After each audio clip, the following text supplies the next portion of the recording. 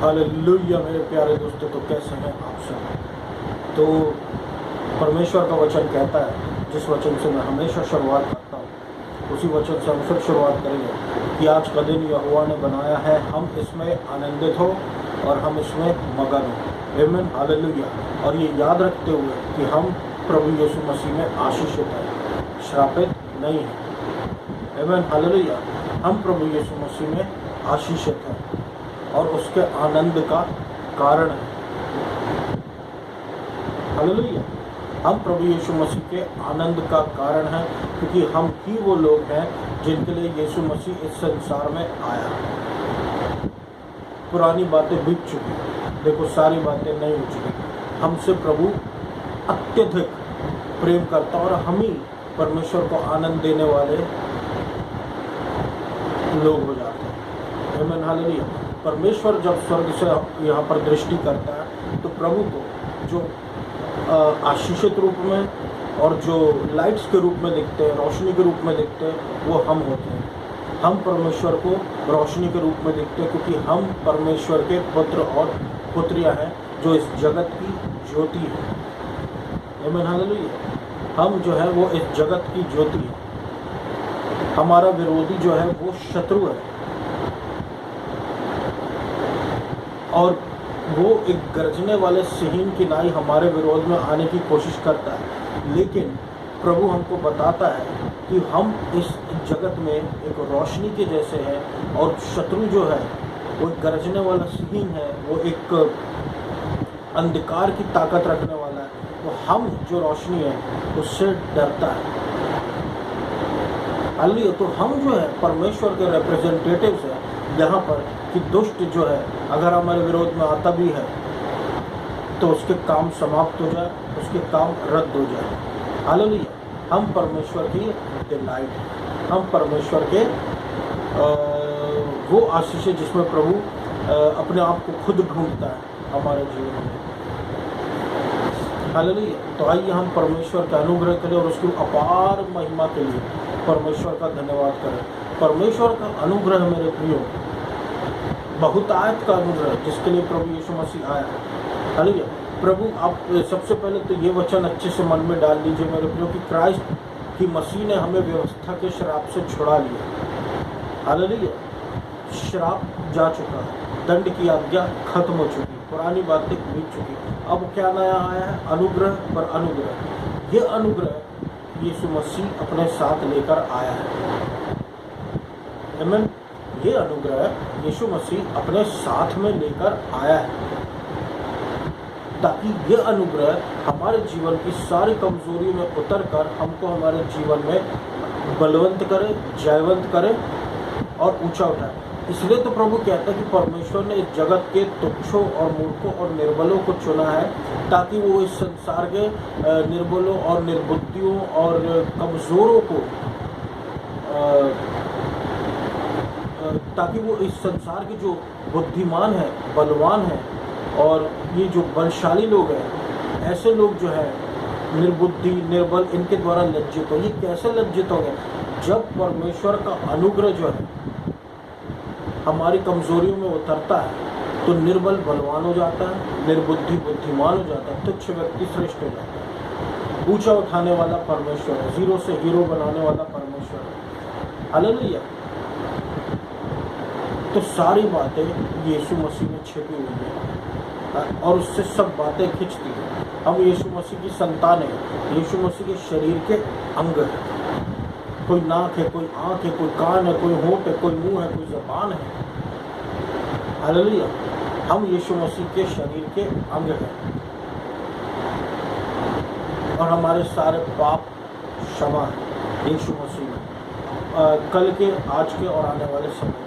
और आज इसी विषय पर मेरे प्रिय आज का वचन मेरा बेस्ड है कि पापों की क्षमा। हालेलुया। पापों की क्षमा जो हमको मिल चुकी है, परमेश्वर का वचन। आइए हम परमेश्वर के वचन में जाए जो प्रभु यीशु मसीह ने मुझे इस रविवार के लिए दिया। रोमियो अध्याय 4 और उसके 7 से 8। धन्य है वह व्यक्ति जिसके पाप प्रभु ने क्षमा किए हैं और जिसके पाप ढांपे गए हैं। धन्य है वह पुरुष जिसके विरोध में प्रभु कोई भी पाप नहीं गिनता। ऐसा पुरुष कौन होता है जो धन्य है? वो हम हैं। प्रभु हमारी ही बात कर रहा है। हम जो है मसीह यीशु में धन्य हैं, क्योंकि हमारे पाप हमारे ही विरोध में प्रभु यीशु मसीह नहीं गिन रहा है। हो सकता है हमसे आज या यहाँ वहाँ कुछ गलतियाँ हो जाती हैं, पर वो हमको याद रखना वो पहले से क्षमा है, क्योंकि यीशु मसीह पहले आके जा चुका है। एक ही प्रकार की भेंट है जो परमानेंटली ग्रहण की गई है, और वो है यीशु मसीह की भेंट। पुराने समय में जब किसी से कुछ गलतियाँ होती थी तो बार बार लोगों को भेंट लेकर आना पड़ता था, बार बार लोगों को ये बलिदान वो बलिदान चढ़ाना पड़ता था, ताकि लोगों के पाप ढांपे जाए, धुले नहीं ढांपे जाए, और उन पर परमेश्वर का क्रोध ना आए, श्राप ना आए, दंड ना आए। लेकिन अब के समय में पुरानी बातें बीत चुकी। जो प्रभु कहता है वो ऐसे ही नहीं कहता। पुरानी समय में 10 ऑफरिंग होती होंगी, 10 भेंटें होती होंगी, लेकिन अब के समय में सिर्फ एक भेंट है, और वो है यीशु मसीह। जिसने वो एक भेंट को स्वीकार कर लिया अपने जीवन में, परमानेंटली उसके जीवन में शांति प्रवेश करेगी। क्यों? कल आज और परसों आने वाले सारे पाप उसके क्षमा, क्योंकि शुरुआत हमारी यीशु मसीह में है और अंत हमारी यीशु मसीह में है। तो जब हम हैं ही यीशु मसीह में, तो यीशु मसीह में ही हम गिर जाते हैं, यीशु मसीह में ही उड़ जाते हैं। तो यीशु मसीह में ही धुलते, यीशु मसीह में ही चलते रहते हैं। हमारी शुरुआत, अंत, आदि और अंत यीशु मसीह हो गया, जब हमने यीशु मसीह को स्वीकार किया अपने जीवन में।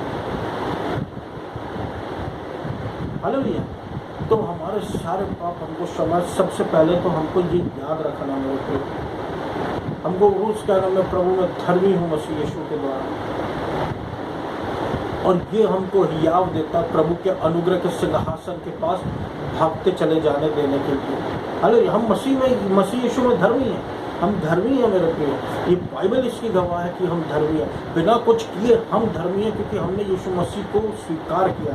आगे का वचन ये कहता है मेरे प्रियो, रोमियो अध्याय उसके 3 और उसके 20 में, कि व्यवस्था के कामों द्वारा कोई भी मनुष्य परमेश्वर की नज़रों में धर्मी ठहराया नहीं जाएगा। हालेलुया। क्योंकि व्यवस्था के द्वारा आता है पाप का ज्ञान। व्यवस्था क्या? अच्छा करोगे अच्छा मिलेगा, बुरा करोगे बुरा मिलेगा। ये हम जानते हैं, ये बाहर संसार के लोग भी जानते हैं।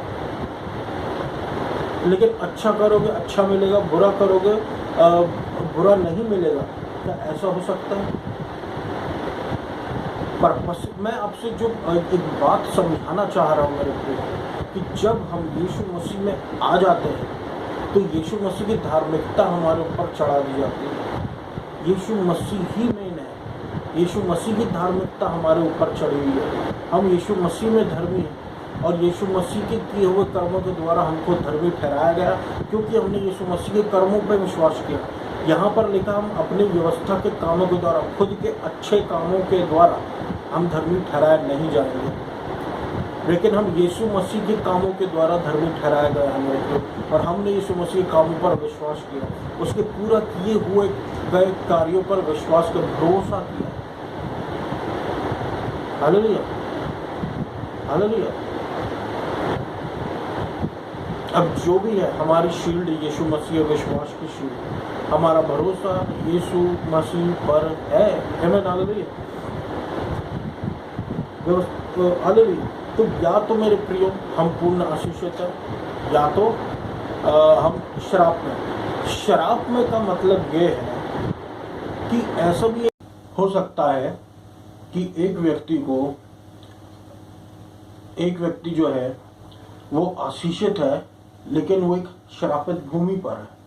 इसका मतलब क्या है? इसका मतलब वो व्यवस्था के अधीनता में है, यानी कि वो अभी भी इसमें अच्छा करो अच्छा मिलेगा, बुरा करो बुरा मिलेगा, है ना। यीशु मसीह में जब हम आते हैं मेरे प्रियो, तो यीशु मसीह हमको ब्लेस्ड बोलता है। ब्लेस्ड का मतलब कि हम हर तरफ से आशीषित हैं, क्योंकि हम यीशु मसीह के लहू से धुले हुए लोग हैं। हम कोई मामूली लोग नहीं हैं, इसलिए हम पूर्ण आशीषित हैं, मेंटली, फिजिकली, स्पिरिचुअली। उसमें तो क्या, कर्मों के द्वारा। कर्म सही है तो ठीक है, जब तक कर्म सही चल रहा है। जहाँ कर्म गलत हुए वहाँ पर आप या तो दंड में आओगे, या तो श्राप में आओगे, या तो कुछ बीमारी हो जाएगी। क्योंकि हम खुद जानते और हमने देखा है कि यीशु मसीह जो है, यीशु मसीह के समय में बहुत सारे लोग श्राप में थे, कुबड़े थे, कोढ़ी थे, और उनको खटिया पे लेकर आया जाता था। तो ऐसे लोगों को यीशु मसीह चंगाई दिया करता था, क्योंकि वो श्राप और दंड की आज्ञा में थे। हालेलुया। तो इस प्रकार से प्रभु ने कहा कोई भी व्यक्ति व्यवस्था के द्वारा जस्टिफाइड नहीं होगा। तो मेरे प्रिय दोस्तों, हम जो है वो यीशु मसीह के लहू के द्वारा जस्टिफाई किए गए हैं, अपने भले कामों के द्वारा तो बिल्कुल भी नहीं। हमारे सारे पापों को प्रभु ने पहले से क्षमा कर दिया। ये आइए हम उसकी इम्पोर्टेंस देखें। प्रभु कहना क्या चाह रहा है कि प्रभु ने हमारे सारे पापों को माफ कर दिया। लूका 5:18 में हम देखते कि देखो, कोई मनुष्य है जिन्होंने एक बिस्तर लाया और ऐसे पुरुष को लेकर आया जो पैरालाइज्ड था, लकवा पीड़ित, और वो उसको लेकर आना चाहते थे यीशु मसीह के सामने, लेकिन वो ला नहीं पा रहे थे क्योंकि भीड़ इतनी ज्यादा थी। तो उन्होंने ऊपर से छत को अलग किया, जैसे भी उस समय जैसे प्रकार की छत रहा करती थी, और वहां से खटिया के सहारे उन्होंने उस व्यक्ति को टंगा के नीचे भेजा।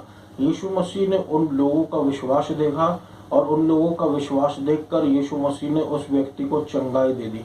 लेकिन यीशु मसीह ने ये नहीं कहा कि हे लकवा पीड़ित व्यक्ति, मैं तुझे चंगा करता हूँ। यीशु मसीह ने कहा जा, तेरे पाप माफ हुए। क्यों? क्योंकि उसकी जो बीमारी है उसके पाप के कारण थी।